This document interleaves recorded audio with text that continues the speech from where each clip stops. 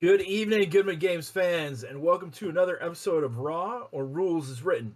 I am your host this evening, Matt Robertson, and unfortunately, my co-host tonight could not join us. So I'm But joining as a guest. we do have an amazing guest on the show. Would you please introduce yourself, guest? Yes, it's good to be here. It's good to be here. I've wanted to do it for a long time. My name's Stefan Surratt. You can find me as DM Bad Wrong Fun on Twitter, as long as they keep paying the rent, and Discord on a few of the DCC centric ones at least. Now, the reason we're having Stefan on as a guest and he is setting his hosting duties by the wayside is because we're having a special episode of Raw tonight about third-party publishing. And Stefan, you're a pretty accomplished third-party publisher. You've already published 5, 6 things already? In total, between 2021 and 2022, I published 23 different things. Some of those were 23? 11 VTT tokens, 2 Mutant Crawl Classic zines, 2 Weird Frontiers adventures that were bundled into one thing, 2 Mutant Crawl Classic pamphlets, a couple pamphlets for a thing called Primal Quest, and 3 Rune Realms for a thing called Rune. Oh, I didn't get it wrong, though. For DCC, 5 or 6 things. For DCC, yeah. A couple MCC funnels, or not funnels, but pamphlets, some zines, Weird Frontiers, and I have a Kickstarter going on right now for a lot of DCC stuff. Elfland Beyond the Fields We Know. We got T-shirts. We had a lot more than that too. So yeah, I try to do a lot. I don't make that much money from it, but it's fun at least. Well, Stefan, let's go back and do a dream sequence. When you first started deciding, hey, I'm going to third party publish something for Goodman Games. Elena, if we could bring up question 10, what is the first step for someone who wants to get into third party publishing for Goodman Games? Well, the first thing is I'm going to be a little on the nose. Start writing. You're not going to have anything to email. If you email info@Goodman Games and say something like, hey, I have an idea. Would this be cool? They're going to probably just be like, yeah, have you written anything? So go write, like work on your thing. That's really the first step. But eventually when you have something to show, maybe just a manuscript, you don't necessarily need any images. You can send an email to info@Goodman Games and say, hey, I have this thing. Here's like 2 to 3 sentence long summary, and here's, a copy of the manuscript. And Joseph Goodman will normally be the one. I think he's always the one. He will give it a look over. He'll read through it and make sure you aren't putting anything too awful in there. And he'll say, he might give you some suggestions, but it'll probably end up being, this looks good, tentative approval. When you have more, when it's closer to that finished product, show it again, and we can sign the license deal. My experience was the same way. As you know, I'm also a third party publisher with only one small title under my belt right now. But see, my problem is that I've got like 5 or 6 that are half, 3/4 written. I just need to finish them. But one is very close to being finished, and I have new art coming. I've already commissioned it. But my experience was pretty much the same. I emailed him the completed first draft, and I said, "This is what I would like to publish." And he says, "Yeah, that looks good." He says, "When your final draft is ready, send it back, and then we'll check and make sure it's ready for final approval for the stamp compatible with DCC." After that, Stefan, after you got the approval to go ahead with it, what did you do after that? Well, the first time I did it, I was doing a Kickstarter. It wasn't finished, so you can start doing stuff like that. That was for Merchants of the Multiverse, so you can start doing your Kickstarter, start promising people things before you get that final approval. That's okay. Because you could publish it even if you didn't get approval, you could still publish it. You can publish without the official compatible with. They're not gonna stock it in the Goodman store, but you could still put it on Drive Through RPG, which is where I for me directly, I put stuff on Drive Through RPG and I put stuff on itch.io, and about 90% of my sales come from Drive Through RPG. So 10% from itch is nothing to say no to, but you know, one's your watermelon and one's your grape. All right. I Well, forget the Lynn, question. if you could bring up the handout for question 11, what is the second step for third party publishing? You've written something, you've got a document, you think it's the best idea in the world, as of course we all do when we write. You've emailed it off to Joseph. He says, send me the final approval. What are you going to do with it now? I'm gonna find some art. I'm gonna find an editor. Those are the next two steps. For art, there's a few different ways you can go with stock art. If you go with stock art packs, you can or just individual things. You can find a lot if you just search stock art Raven or stock art Bugbear, something like that. Stock art orc. You search that on Drive Through RPG. Some people also just sell stuff on itch.io, and I've seen some really good stuff on there that you won't find anywhere else. Some people have their own websites also, so you kind of have to look around if you're doing that. Some Now, specific names I'll mention are Felipe Faria, Feral Indie Studios. Those two groups have a lot of good stuff. Dyson Logos will have some free maps that you can use commercially. And then you can also look at the public domain and either directly use stuff or edit stuff like that. You can also get there's also folks on Patreon to follow: Dean Spencer, Jay Shields, Perplexing Ruins, Amanda Lee Franks over on Camaraderie, and you're gonna get new stuff every month from those artists. so when you're talking about stock art, Stefan, what does that mean? What is stock art? Is that art that somebody's already made that the world Yes. can just use for free? Sometimes for free. Often you have to pay, $5 for this image, and then you have the license to use it once or as many times as you want. The license will be different from artist to artist. And stock art is not a bad thing. Sometimes you can edit it. Sometimes the license will say you can't edit it. Sometimes it'll say you have to keep it in this color. Sometimes the color can change. You just have to look at the individual license, but some of it'll be really good. The most important thing is trying to make sure that it matches the style you want to go for.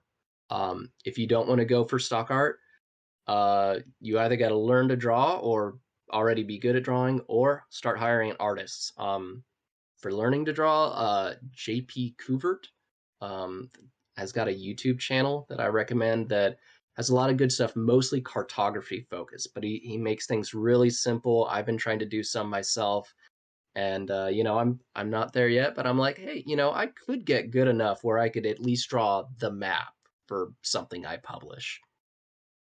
So if you start Don't hiring artists, it can get expensive really quick. That's one of your main costs early on.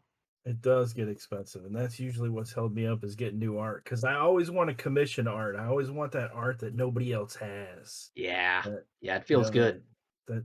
that's special art that makes your book one of a kind. But if you do stock art's nothing to especially when starting out. Stock art's a Mhm. great place to start. So once we got our stock art, we've got our manuscript, we've got our stock art. You said editor. Is the editor the one that's going to put the art in there? Like, what do we? I've got two No, components now. How do I that's mix them there. together? Well, I do the art mixing into the words myself. By editor, I just mean someone who's going to look at your words and pretty them up a little bit. I've been using Jeff Cipher. He is the editor for a lot of Goodman Games stuff too, and um, he's got great per word rate. Per word rate, you're gonna probably be able to hire an editor for like you know maybe as low as like 2 cents a word or something like that. But when you have a like 10,000 word adventure, that'll add up. Um, if you want to actually start mixing your art in with your editing, or the art in with the words, you have to either hire a layout artist or do it yourself. I've always done it myself. I recommend Affinity Publisher to people because it's a one-time purchase, unlike Adobe InDesign. and there's like it can do everything. If uh yeah, it can do everything Adobe can. Maybe there's a couple little fancy tricks that Adobe has, but you're gonna be paying every month for that. So unless you're getting it for free through like a job you got, I would really recommend going with Affinity because it's just the one-time purchase and you'll have it forever.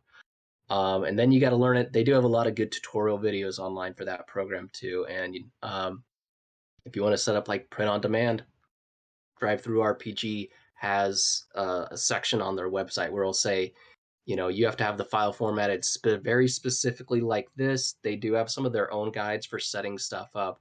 So don't be afraid of learning that skill as long as you've got the time to learn another skill. The doing the layout for along the lines of what Goodman Games, what you'll see in their products, it's I don't find it that difficult personally. So I I encourage commend you people. on learning that skill because I initially, when I had Conspiracy of Ravens, I got Photoshop and I was like, yeah, I can do this. I mean, how hard is it to just slap this stuff in there? And then Photoshop is not meant for putting together a 32-page book. That's I that's just I for one found that image. out. I Yeah. found that out. Yeah, the hard way. But I had the whole Adobe Workshop and everything like that. But I found it out, messing around. I tried watching some videos, and then I was trying to get the words to connect from one end of the sentence to the other and kind of spread out in space. And I was like, whoa, this is not what I want to learn how to do. I just want to write stuff. And so I hired a layout designer that again charged per word and just kind of slapped that stuff in there. And I was like, nice. And some will charge per page, some will charge per word, some will say if you I give think them that's what like it was. an It was per page. example, yeah, per page is more common. And if you give them an example, they might have different rates. As folks might imagine, doing layout for a Morkborg book is probably a little harder than doing a layout for a DCC book. Yeah, Um, especially with their so crazy art.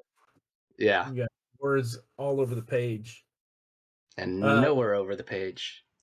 all right. Well, so we've got our art now, whether stock art. Let's talk about artists for a minute because we really didn't get Hmm. too much into No. that. Right now, how did you find artists? Some of it has just been through being on Twitter and following people and sending them a message. You can find artists like anywhere. You'll find them on Instagram. You'll find them on Reddit. I recommend the OSR New Art subreddit. There's also a Discord for that.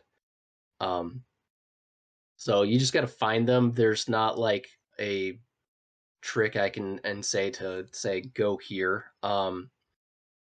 Uh, but hey, go to that subreddit. Look for them on Instagram. Look for them on Twitter. If you find one artist, they're following some other artists, so you can keep on going from there. I know There's you don't have also Facebook. I know you don't yeah, have I Facebook. don't. Facebook's another good place to find them. True. You can also go Zine Month. So we're recording this in January. Zine Month or Zine Quest. Zine Month is kind of the bigger, wider than just Kickstarter as a platform community term. If you go to zinemonth.com, they've got a resources page. They've got some good stuff there. Another good place you can go to look for resources is another Twitch channel, YouTube channel, Plus One EXP. They've got some good workshops from last year, and they're doing more this year. Just the other day, I watched one, and it was on art direction. So how to effectively communicate with an artist that you do hire. And they've also got one about covering crowdfunding basics and different sorts of things. They're trying. Tony, who runs that, he's really good advocate for the community. Doesn't do that much with DCC, but all in the indie scene. Well, and if talking about ZenQuest month or ZenQuest, if you go to ZenQuest or Zen month and you look at some of these Zens on Kickstarter, they'll often have collaborators down at the bottom Hmm. with a link to their art portfolios or their personal websites. So you can go through material that you like, find artists that you already prefer, and find, where their portfolios are, send them an email, contact them about getting a commission. Hmm. Yes, and it's good to have a budget in mind for like how much art you think you're gonna need. But when I email or message someone, whatever platform it's on, I will say something along the lines of, "Hey, I'm working on a project. The title is this. I'm planning on publishing it around this time or kickstarting it.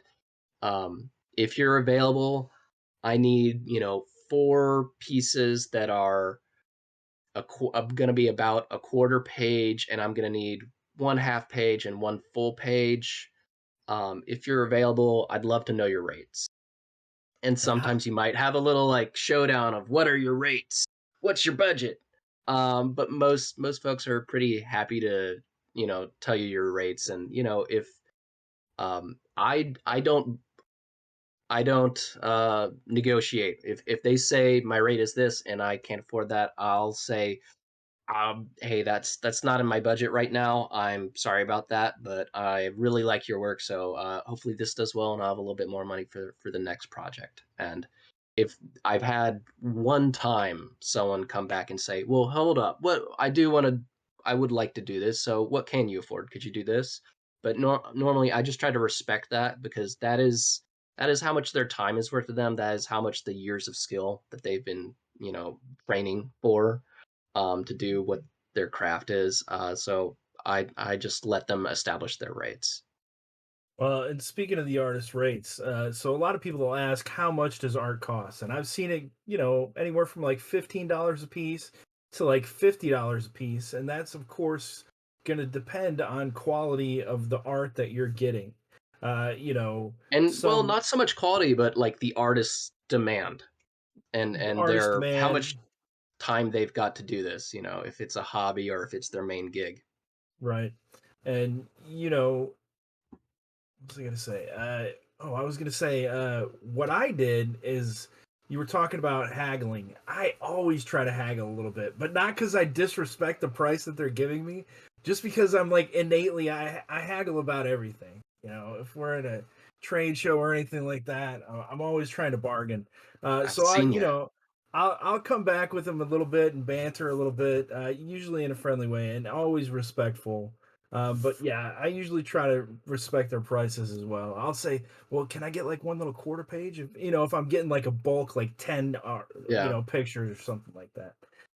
How do you determine the page size that you're going to need for your project, Steph? I don't really get to figure that out until I've Do you pretty deep order the into art it. first?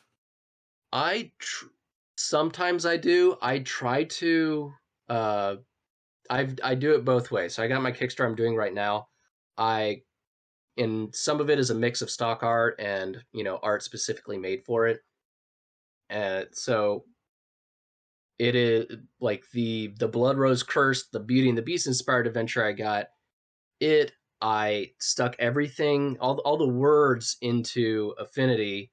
I ordered them so that I was like, okay, we got the paragraphs breaking in the nice place, so that you don't have to flip the page to find out what's happening for the rest of the room that you're already in. Okay, I've got my white space here, and I can put some art there. So with that, I did all the word layout and then figured out where I had space for art. But I've also got another one I'm doing right now. Haven't gotten it back from the editor yet, but I've gotten the art back for my Winnie the Pooh adventure, Christopher Robin's Nightmare. So I prefer being able to put all the words in first and then figuring exactly where I have space for art. But it doesn't always work out. So that's you have to figure out your own process and what you're comfortable with and what you prefer. There's so now you've got a manuscript, you've got some art, you've got tentative approval from JG, and now you need to fund it. A lot of projects on Kickstarter, sometimes the art isn't done. Usually, all the writing's done.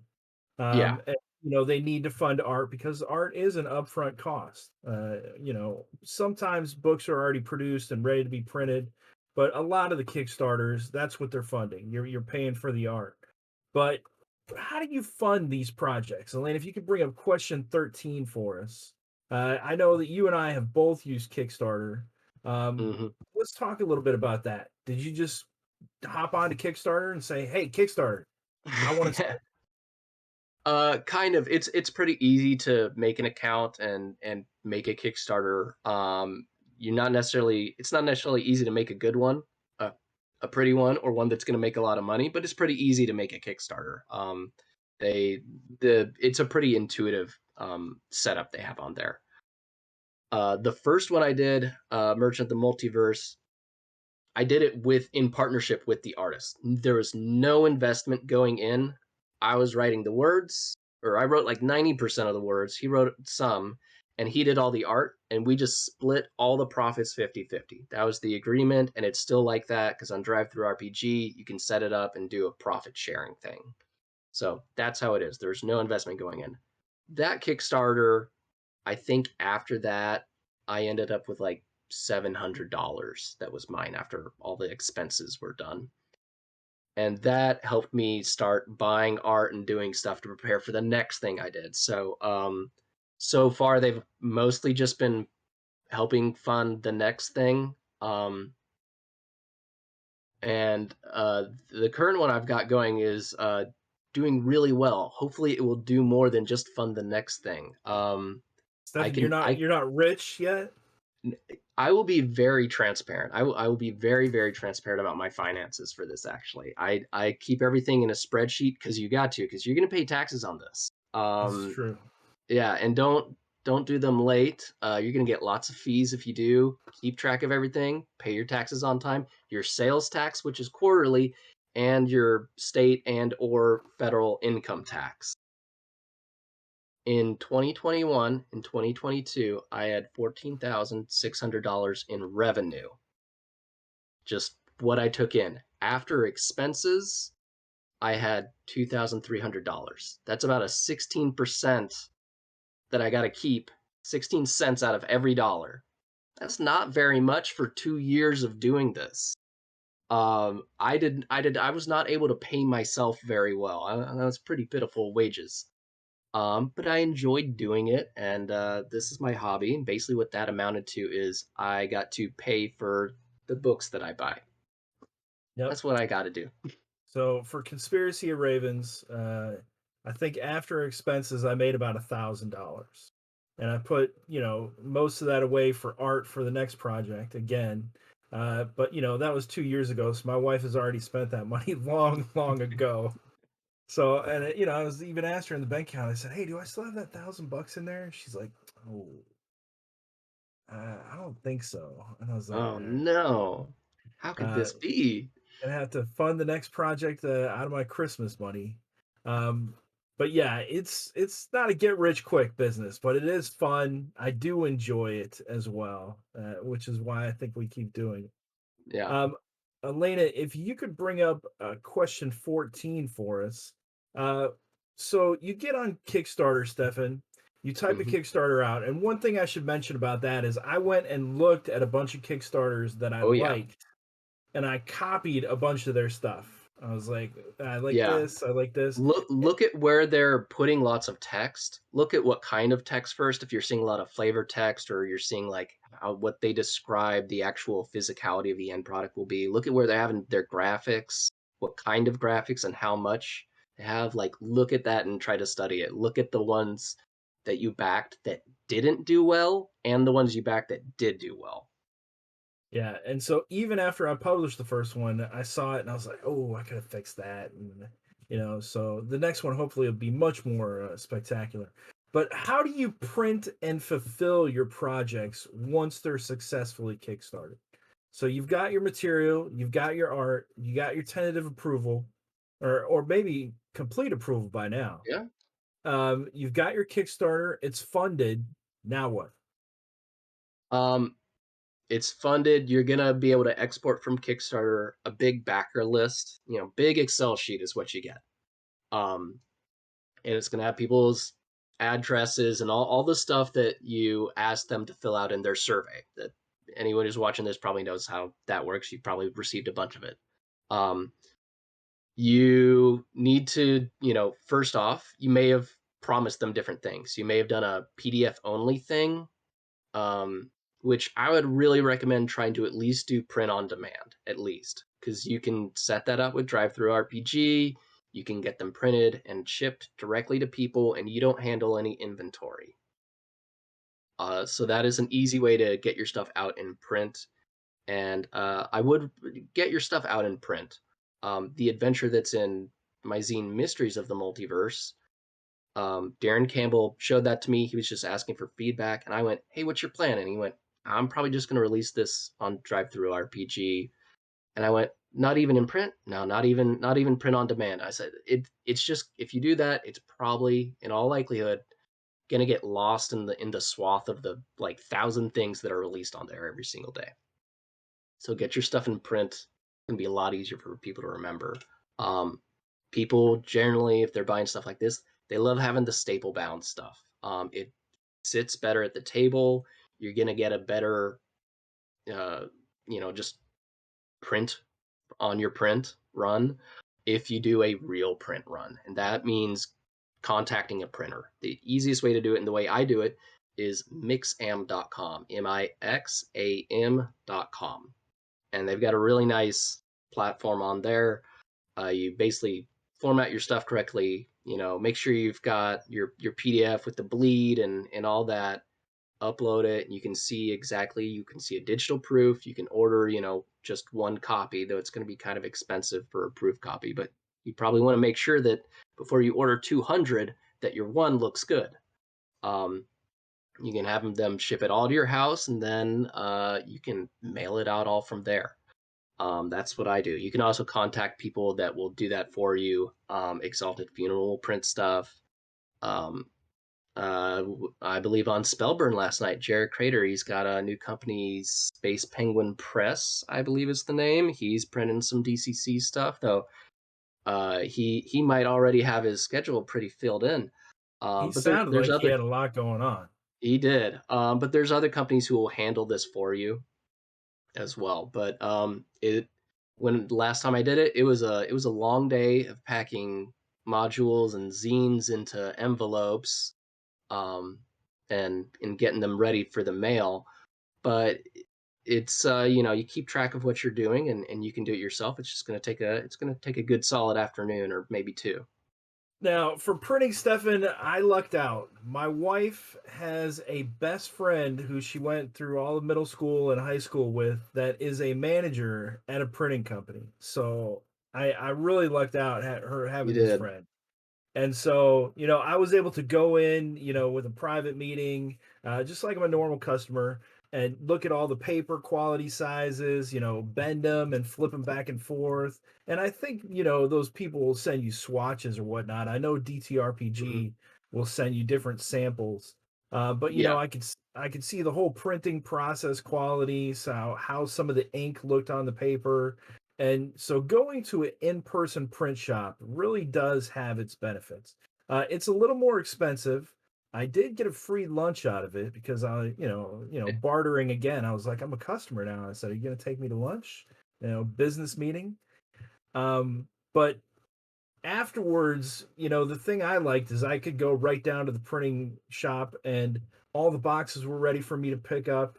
The holofoil stamp, the metal stamp that they used, I got to keep that and take it with me if I ever wanted to print them out again. Extras, I got to keep all that because it was right there. Yeah, I don't And I didn't get that with Mixum, and I'm pretty jealous. That's really cool. So yeah, go local if you can. It's always good to go local, folks. So you've got it printed. You've got your mixum.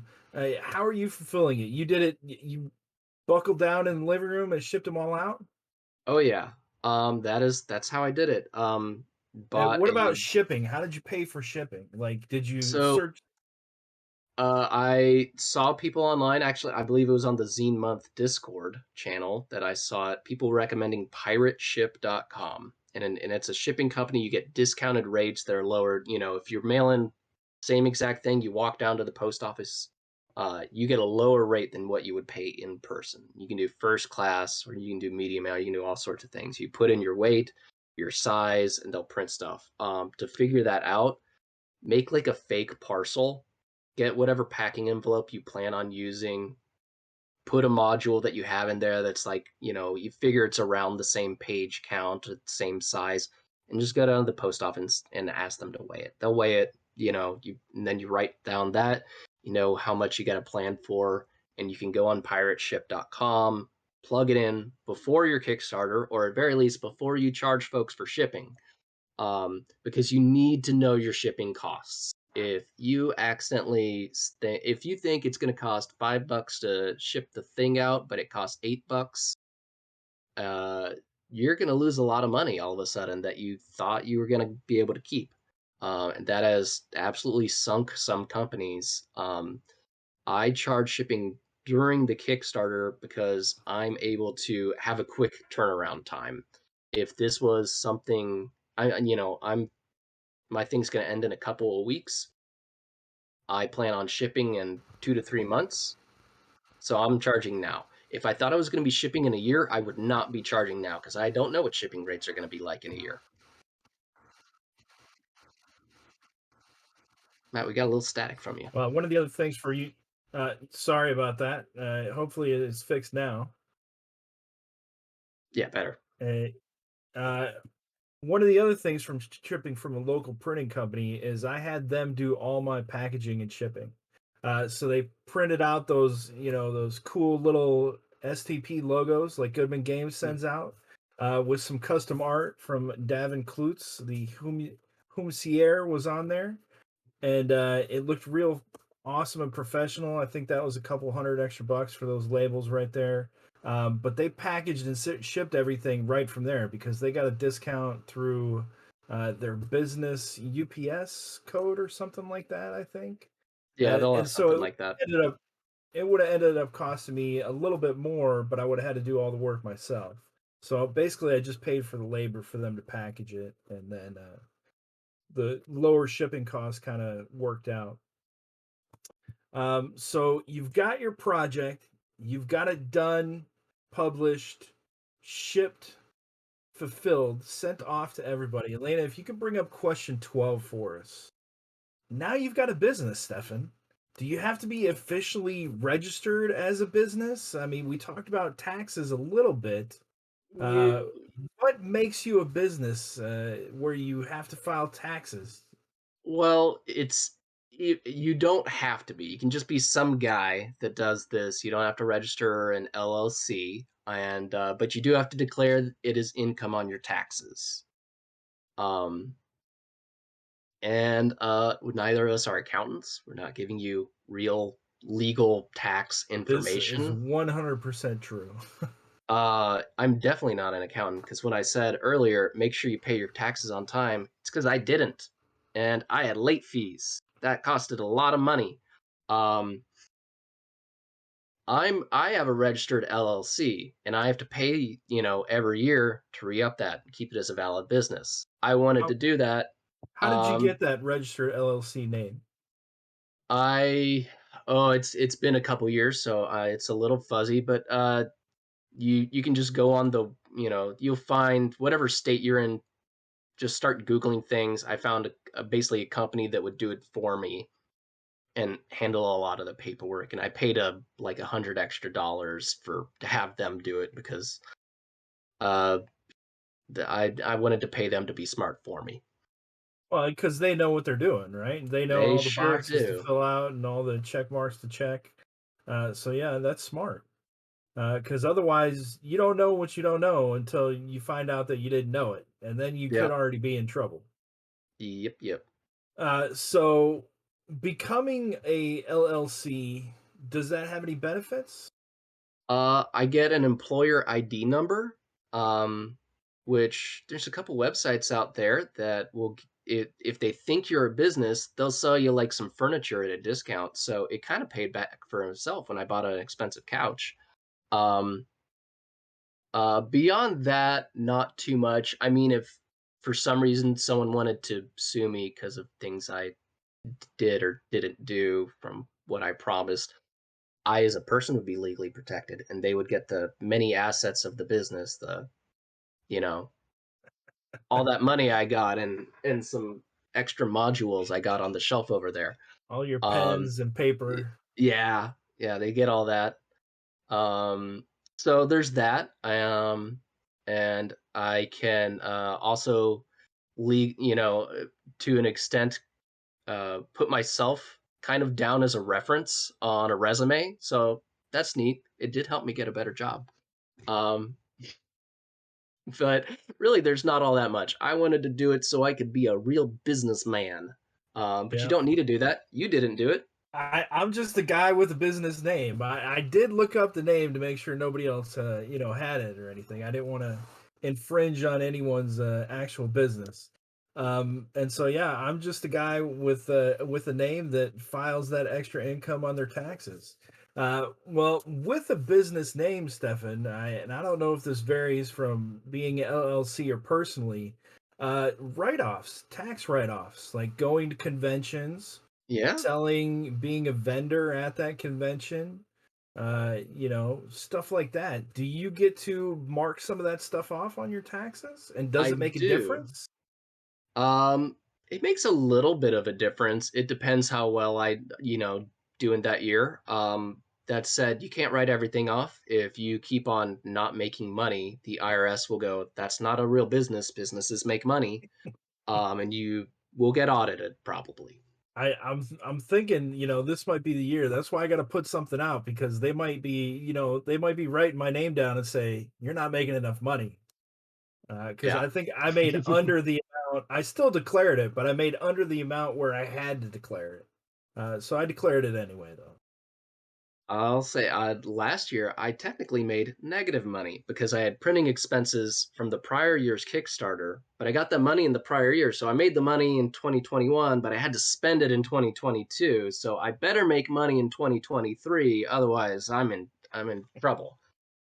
Um but yes, you can write off like your your badge to the convention you want to go to, your gas. You can probably write off food. It's a business trip now. As long as you can't just say that about anything. If they do come a looking, you need to have some good answers. But yeah, you could write off stuff like that.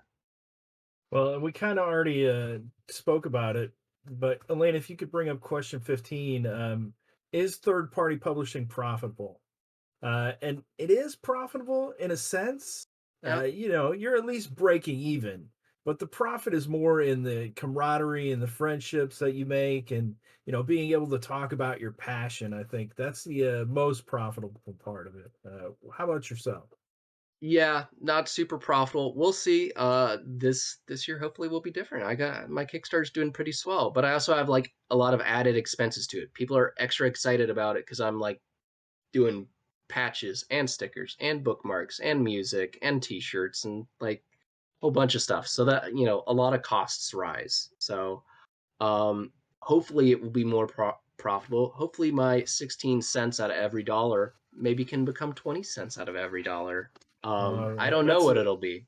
that's a couple extra RPG books a month right there. Yeah. I can afford to go a little even crazier on the Goodman Games Black Friday sale and Exalted Funeral Black Friday sales and all that stuff. Well, and you're talking about I saw one of your notes, Stefan, says use trackers. Yes. So that was about promotion. On Kickstarter, you can use trackers to, say on the little promotion page that you only see if you're a creator, you can put in something like one of mine is DCC Discord. So when I posted on the DCC or Discord channels, so Dungeon Crawlers and the Goodman Games one, it had a special few characters at the end, and it will tell me who clicked that, and then either hit the follow button and then back the Kickstarter, or who just backed the Kickstarter, and it will give me a number there. And so I have one of those for Discord in general, the DCC Discord. I've got ones for the different subreddits I've posted to. I've got one for a newsletter that I have. I created a different one for each podcast that I went on. Um, because you can have a really great product, and if no one ever hears about it, it doesn't really matter that much. So you got to promote. You should be promoting before. You should be the Kickstarter and planning that maybe about 2 months ahead of time. I was messaging people saying, "Hey, what about your podcast?" And some of them were already booked up because I'm doing this at pretty busy time of the year for, TTRPG related Kickstarters. Um, and you're going to want podcasts to come out beforehand, during the thing, around the time when your actual product gets into stores where non Kickstarter backers can find it. And yeah, like I said, if you have your own newsletter, that's great because you've got a like direct line to email. You get really good click through on there. I have tried to learn so much dang info on how to reach people, and I'm paying for this LLC. I'm paying taxes on all this. I wanna have a little something to show for it. So I've really tried to learn a lot of how to communicate out that I have something that I think is a pretty cool product, and you got a lot to do it. Marketing is something I've gotten a lot better at over the past 2 years, and I'm probably still not very good at it. I would dare to venture to say, Stefan, that your Kickstarter is doing amazing right now. I think one of the benefits is that is because you're accessible to the community.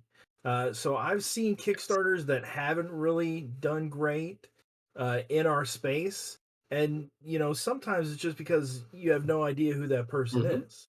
And me and you are in the space. We're accessible to people. We're on the Dungeon Crawlers of Goodman's Discord all the time. We're talking to people through Twitch, all that good stuff. And I think that could be one of the small factors Oh of yeah. success for you. It one of the adventures in there, Christopher Robin's Nightmare, that began as a joke. I said about a year ago on the Dungeon Crawlers Discord channel, where I was like, "Hey, Winnie the Pooh is public domain now. What about 100 Acre Hex Crawl, guys?"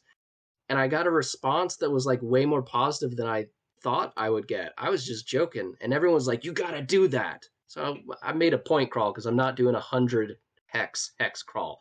I I I can't do that. It's not in me. Um, but yeah, I'm in the community, and that is a really huge part. If I did the same thing I was doing, but it was my first Kickstarter and I wasn't like as into the community, it would not be doing nearly as well. So, and the same thing goes for if you're talking about this on a subreddit. Like, I've been posting on that subreddit, whether it's the RPG one or the OSR one or the DCC one. Be a part of that community too. Be a part of the Discord channel, be a part of the Facebook, be a part of as many things as you can without just wearing yourself out. Don't Yeah, do it is. that because that's It really is a lot. important. It is a lot to keep up with. So you really got to be committed sometimes. Um, Hopefully, all these wonderful, amazing viewers will back the Golden Idol of Entradar coming to a Kickstarter near you soon.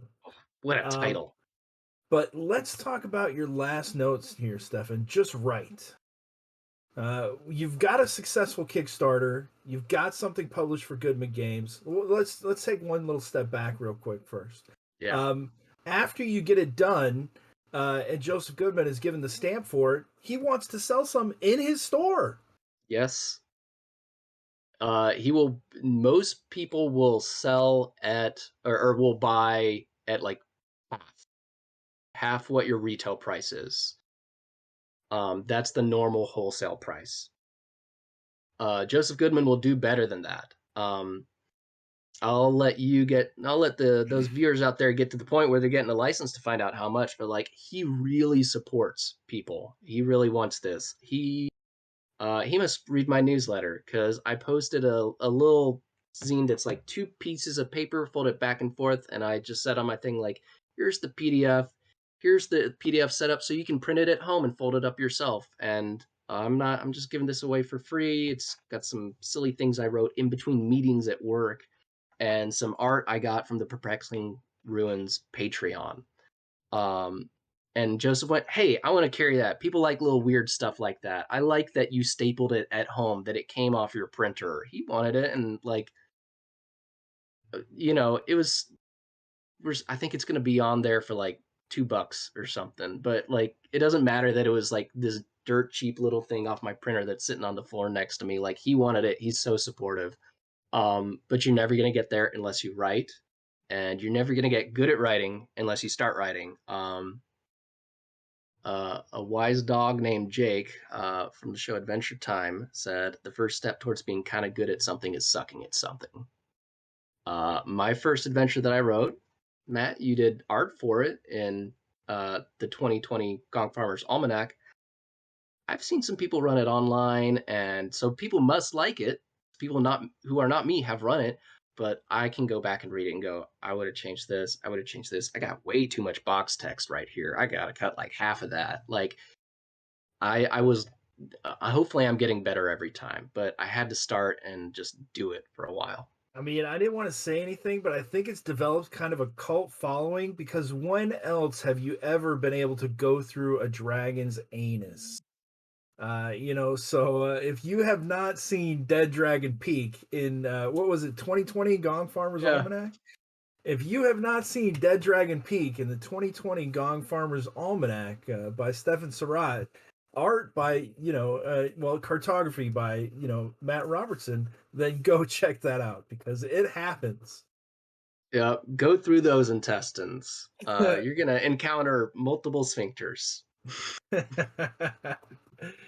And it's a good module too. I liked it. I've read it before a couple times. But Yeah. keep writing. Keep Yeah. writing. Finish something. Submit it. And so we haven't told anybody how to get in contact with Goodman Games. Once you have your Mm-hmm. finished product and you're ready to say, "Hey, I would like to third party publish this," you just send a copy of it to info@Goodman Games, or you send a exploratory message, a little summary, like you said, to Mm-hmm.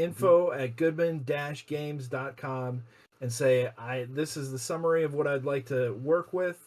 I would like to present it to Goodman Games for their approval, and it will get passed up the chain. And Goodman Games doesn't like take a cut. There's no royalty that goes to them. Like it's yours. The IP is yours. Whatever you created, like it's a very very generous license agreement. It's probably, I mean, I love it. It's probably one Yeah. of the most the support you get from JG with the emails, the broadcast, the Mm-hmm. recognition. I think it's one of the best third party publishing RPGs out there. Yeah. He's looked at he for one of them he asked for the Kickstarter page and I was like, yeah, here's the preview link, and he looked at that and was like, hey, you have a typo here. Hey, you should probably move this graphic here. Like he really cares. He's given a lot of advice that he could be using his time for other things. He's got a family and kids and a whole business to run, and he's trying to help us out on little stuff too.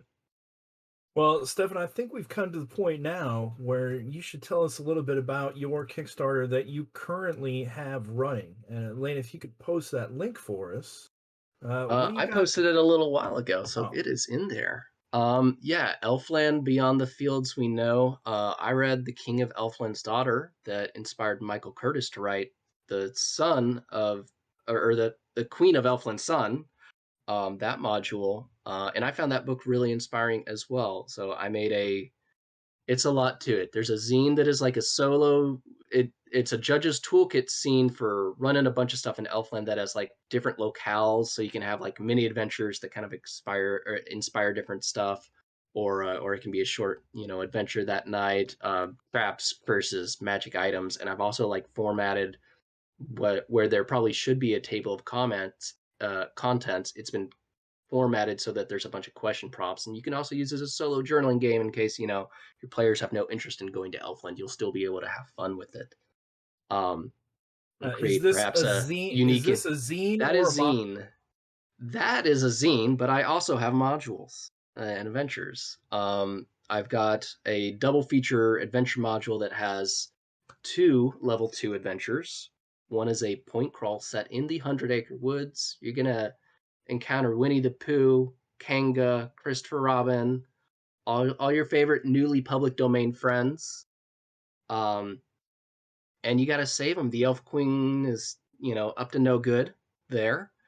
Um, I've also got the Blood Rose Curse. It is a Beauty and the Beast inspired thing. Also connection to Elfland, because both these are written that they could take place in Elfland or in the normal mortal world. The Blood Rose Curse is it's in a manor, but it's basically a dungeon crawl. And, there's going to be a lot of furniture that is going to be pretty mean towards you.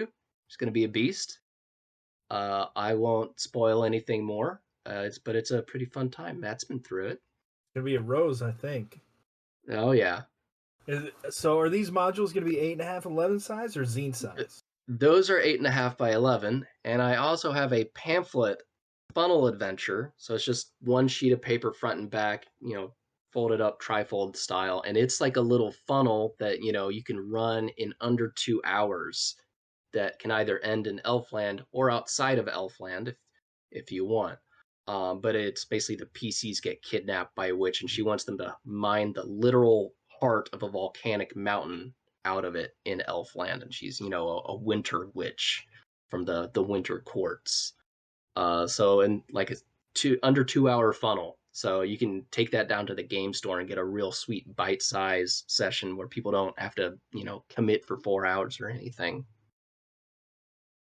Let's talk a little bit about some stretch goals, Stefan. Well, the song was not a stretch goal, right? Or was the song? The song was a stretch goal. So yeah, I've also got so many stretch goals. And we've hit Let's nearly talk all about of them in them. order. Let's talk about the first one. Now, there was some controversy on the Dungeon Crawler server before the Kickstarter even started. There There was a possibility of there being either a red cover or a green cover. no a patch, like a sew on patch, like I've got Oh, so right. many of on my vest here. Yes, and the voting is still going on. Green is currently winning by several votes. Green. Uh, Yes. yeah, Team Green. I did a poll on on the Discord server a while ago, but it was a complete tie, so I had to I, keep it I, going. oh, I thought red won during the on the poll. All right. Well, my wife had her secret vote, which was Yeah, not that's what it recorded, but was. that evened it out. She's Team Green. Um, but so there's also a patch, and you can get or not get the patch on there. Nope, nope. But as far as stretch goals go, there's an original song by Loot the Body that is not out. You can hear about the first minute in the Kickstarter video. I would listen to it. It sounds amazing. How did you come up with this idea, and how did you call Loot the Body and say, "Hey, would you make a song for me?" I messaged him on Twitter. Easy as that. I went, hey, I have commissioned art, but I've never commissioned music. DCC folks love your music. You seem to love DCC too. You've made, you made the Sailors song. I went, I have no clue how much this would cost or whatever, but this is the theme I got. Um, and I'm doing this and about this time frame. Uh, how would we possibly do this? I'm just trying to start a conversation, and the response back was uh, very fortuitous. It was uh, gave me kind of a price range that he wanted me to guesstimate into. We agreed on that. But he also said like, oh yeah, I said like the theme is like wandering through Elfland. He went, oh well, I do have a song I was working on but never finished. I wrote it and the lyrics after I read The King of Elfland's Daughter. I was like, that's the book that inspired me. This is perfect. It's meant to be. We must do it. So it was really fortuitous. It really, really was. That's outstanding. What else you got in store for us with this Kickstarter stuff? There's gonna be some extra handouts and probably a page of like weird magic items based off of Winnie the Pooh stuff. You're gonna get bookmarks based off of the cover art. You're gonna get a sticker that says "No WotC, no Masters," because we got no more OGLs. You're gonna get a sticker of the alternate patch color, and we haven't hit the last stretch goal yet, but we very likely will before the end, and that will be a poster of the cover art. So I got a lot of stuff to mail out to folks. Poster of the cover art, like a big Walmart size poster. Will probably be like 11 by 17 or something because I can only blow the image up so much. I'm gonna see how big I can get it, but I'm gonna have to order a couple of. I haven't gotten the proofs in, so to And, be determined on the size. just so you, all the viewers out there, political views on Stefan's Kickstarter are not representative of Goodman Games or the show Raw. All right, well, we're getting pretty close to time, Stefan. Is there anything else you would like to share with us about third party publishing? Say keep reading. Um, Play other games. Try writing something for another game at some point, a little pamphlet. Expand your mind a little bit. Think of the rules in a new format. You might be able to steal something and bring it back to DCC. Take a bunch of notes. I have a Google Doc that is just titled Unorganized, and it is a lot of bullet points of things where I watch a TV show or read a book and go, ooh, what if a wizard stuck himself in a huge, like, alchemy jar, and he was sucking all the, like, air fluids out of his body, like in vapors, and I don't know what the heck I'm going to do with that, but it's been written down in there for like 2 years, and one day I might use it, but I'm not letting go of that idea until I do. I've got the same thing, and now that you said it, I had to bring up my Google Doc just to share some things. So in my Google Doc, I've got like new concepts and like things that I think are fresh, RPG things that all bullet pointed. I've got new monsters that I want to try to create, new spells, new items, new words that I want to use that I've never even heard before, like I got uh, some of those. dalliance. I don't even know what that means. I'd have to relook it up, but dalliance is out there. I was like, oh, that Read some sounds Jane Austen novels. Those, they're always afraid of having a dalliance You with know what young a men. dalliance is? I know what a dalliance is. Oh, what about a vertigenus? Oh, okay, no, not no there. All right. New weapons, new locations, new names, new module ideas. I got all kinds of little ideas that, oh, if we could just make all these things happen, poof, there they are. Wow. Well, yeah. If only we got to keep all that Kickstarter money, or KickTrack. There's a fun, cool tool called KickTrack. It will project how much it thinks you will make, and it is never right. Day one, it was like, you're gonna make $80,000, and I was like, oh, well, it's time to put in my 2 weeks notice. I can do 2 or 3 of these a year, and it's easy street from here on out. It's But right no, one time at the very end of the Kickstarter. yeah. That's when it's right. But Stefan, I want to thank you for being an outstanding guest. Next 2 weeks from now, let's see, on February 7th, we are going to return with Jonathan Sullivan as our guest, the writer for the Gong Farmers Militia.